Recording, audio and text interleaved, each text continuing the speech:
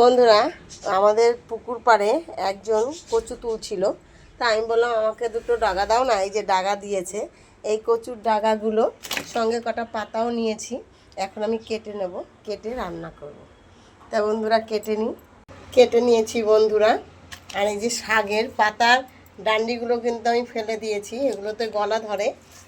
তাই সুন্দর করে কেটে নিয়েছি। এবার ধুয়ে নেব, ধুয়ে সেদ্ধ করে নেব। নুন দিয়ে সেদ্ধ করে রেখেছি। এবার কড়াইতে তেল দিয়ে দিচ্ছি তেজপাতা, শুকনো লঙ্কা, সাদা জিরে। এবার দিয়ে দিচ্ছি রসুন, কাঁচা লঙ্কা।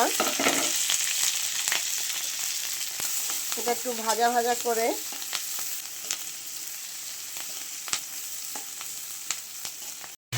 সেদ্ধ করা কচুর শাকটা দিয়ে এবার দিয়ে দিচ্ছি লবণ, হলুদ, লঙ্কার গুঁড়ো আর একটু চিনি।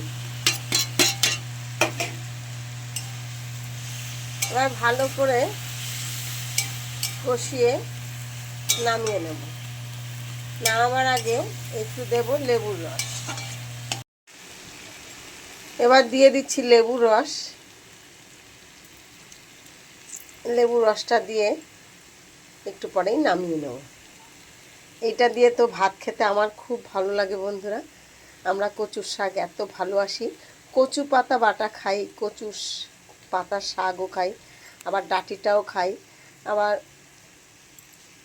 কচু দিয়ে তরকারি, গাঠি ও সব কচুর জিনিস এত ভালো লাগে।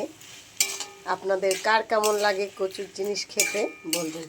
তা আমার কচুর শাকটা হয়ে গেছে বন্ধুরা, আমি এখন নামিয়ে নেব।